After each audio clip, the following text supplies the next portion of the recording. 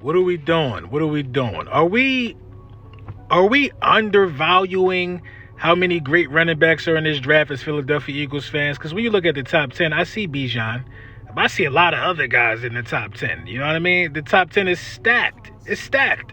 When you look at the bottom 50 of the top ranked guys in terms of rushing yards go, and I know it's more to it than that before y'all start getting all excited. But Jahmyr Gibbs is 50th. Then I look at guys like Tank Bigsby. You know what I mean? I look at guys like Trey Benson from Florida State. It's a lot of talent here. So do we really want to spend the first round pick, top 10 pick, on a running back? Do we want to do it? I look at Tank Bigsby and I see a guy with quick feet that'll transition to the next level.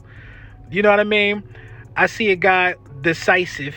You know what I mean? That'll, translate to the next level. The always falling forward, that's the biggest thing for me.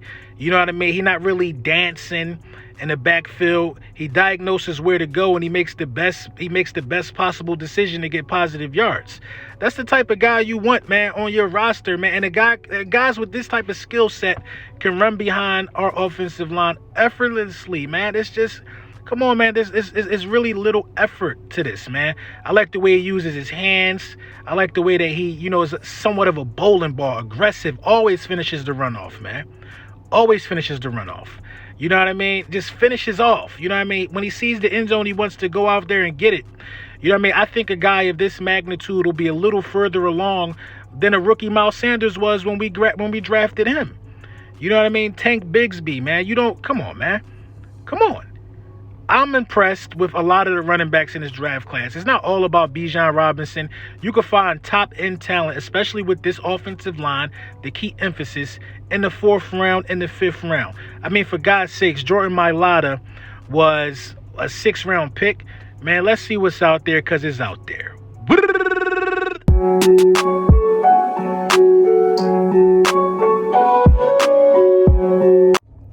Yes, sir. Yes, sir. Yes, sir. Yeah. Lord Brunson back at you with the back at you, and I'm the best reporting on the Eagles. Before we get into the meat and potatoes, I got to say thank y'all, man. Shout out to y'all, man. Y'all been copping the Ski Mask Howie shirts at an alarming rate. The Hurt Season hats, man. Listen, man, the Ski Mask Howie shirt is the perfect, and I mean the absolute perfect draft day shirt, because you know the body of work that Howie Roseman, you just know what he does. So for all you merchandise needs, tap in with the print champs, find your favorite influencer and go in there and tap in with the merch, man. Listen, man, it's going down. It's going down. A lot of people are wildly beginning to speculate and to be convinced that somehow the Philadelphia Eagles will draft a running back in the first round of this draft. Now, I want to say this, man. I don't know exactly what's going to happen. I don't have no inside source on this one. I don't have no news that nobody else don't have. All I have is common sense, and all I have is knowing who my franchise is. You know what I mean? Bijan Robinson, a lot of people want him. You know what I mean? And this is like, listen, 500, that's my guy. Anybody that want Bijan Robinson, I ain't mad at it. If the Eagles got Bijan Robinson, I'll be ecstatic about it. That would be a great offensive weapon for the team.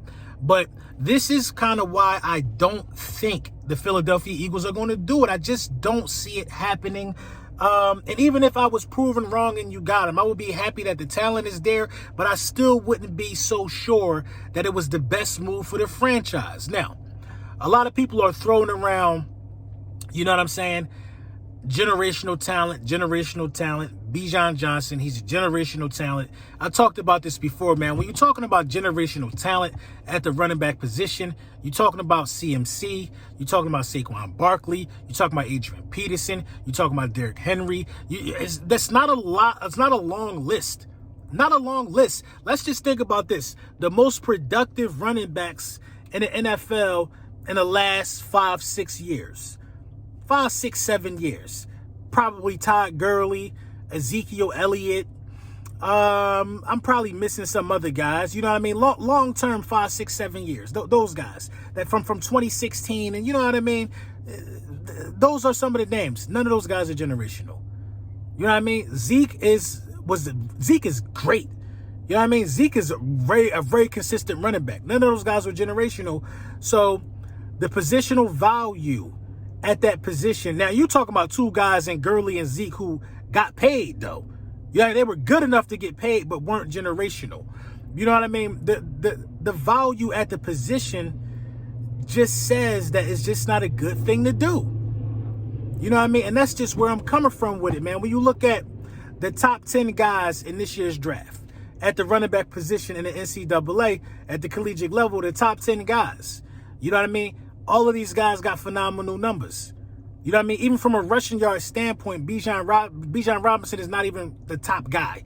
You know what I mean? Just yardage and touchdowns. He's not even a top guy. That's how deep this pool is. Then when you get to the 50th guy, you know what I'm saying? Gibbs from Alabama is the 50th ranked guy in terms of yardage or whatever metric I was looking at. And I thought that was interesting to me. This running back class is so deep that drafting a running back in the first round could almost mature out to being a wasted pick in my. And listen, if you drafting anybody in the first round, you got in the top 10, you got to be extending them. It's not a guarantee that running backs are extended. It's not a guarantee. And even if he does pan out to be that good, he gonna want his bag by year 3. He gonna want to be extended by year 3 because of how the running back pool is and how the running back market usually goes. There's always running backs available. He's gonna want to be extended by year 3. Because if he get hurt anytime after that, we ain't gonna pay him because we know that we could get a replaceable guy. We can replace him. Zeke held out, had the Dallas Cowboys by the short and curlies. Those are the type of situations that I look to avoid because running backs literally and almost, I hate to say this about the position, but they almost grow on trees. They almost grow on trees. They are saying that the running back from, was it Clemson, I believe, his name, they're saying that this running back from Clemson, that a lot of people aren't really talking about, but they kind of are, is comparable to Austin Eckler. He's the 34th best guy. He had 10 touchdowns, over 1,000 yards. The 34th best running back in this draft. So it just makes me feel good about not drafting a running back in the top 10 in this year's draft. Another reason why is when you look at the offensive line, who can't run behind our offensive line? Who can't run behind our offensive line? We got the best offensive line in the game.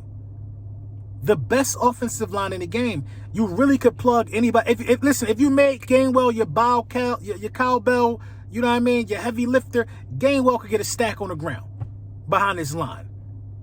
Gainwell can get a stack on the ground behind his line. Who's to even say that a rookie running back is going to perform better than Kenneth Gainwell? We don't know. Gainwell could get a stack behind his line. Rashad Penny, if he stayed healthy, could get 1,300 yards behind his line with his running style. You know what I mean? That's another reason why this offensive line is immaculate. It's immaculate. It just anybody. Listen, we didn't pay Miles Sanders. Miles Sanders only making $6 million a year. $6 million a year. Jamal Williams. It's so many running backs that the pool and the money, the market for these guys is low. Jamal Williams, Detroit Lion running back, had damn near 20 touchdowns, making $4 million a year. That's what he got signed for, $4 million a year. The market is low, meaning that they're out there in abundance. They're out there in abundance. Just like anything, if it's too many Bitcoins out there, it's going to drop the value. These guys are out there. You know what I mean? They're out there. And with a scouting department like we have, and with the GM that we have, we're going to find the diamonds in the rough. We're going to find the diamonds in the rough. We're so fixated on Bijan because he might be the best out of this class. We're so fixated on that we're not even looking at a lot of the other jewels. Like Tank Bigsby, I like him.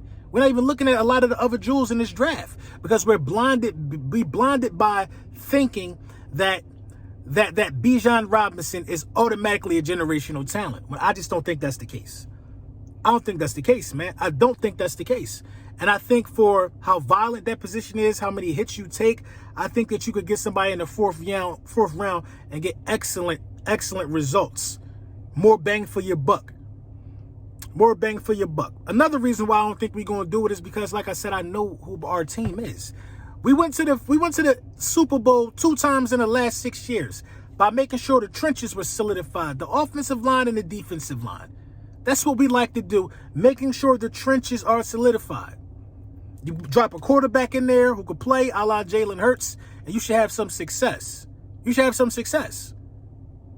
I just don't think it's going to happen because with all of these defensive tackles out there and the way Howie Roseman sees the game and approaches the game, I see Howie Roseman literally looking to beef up the trenches. I think that's what Howie Roseman is going to do. Howie Roseman is going to choose beefing up the trenches, you know what I mean, over getting a running back. Now, I will say this. Most teams who draft running backs high don't really see the results because those teams were bad. Like a lot, top 10 teams don't just be picking. If you was in the Super Bowl, you're most likely not getting the top 10 pick. That's one of the pros. If you think that you can get it done within 3 years, you know what I mean? If you think your offense is solidified within 3 years, you can get it done. I can kind of see that. Because the team already set up. Like I said, Bijan behind his offensive line could be dangerous. It could be dangerous. But at the expense of a first-round pick and then having to choose between him and Smitty, you know what I mean? It just don't make sense to me. It's just not a smart business move somehow. But we just got to see how this pan out. I just don't think it's going to happen. I don't think it's going to happen. But, let me know what y'all think in the comments. Those are some of my reasonings for why I wouldn't do it. Now, I made my mind up. If it's me, I'm trading up for Jalen Carter. You know what I mean? I'm putting Jalen Carter next to Jordan Davis for years to come. Milton Williams is coming along fine. That's what I'm going to do if it's me. But, it's Howie Roseman. We never know what's going to happen. But let me know what y'all think in the comments.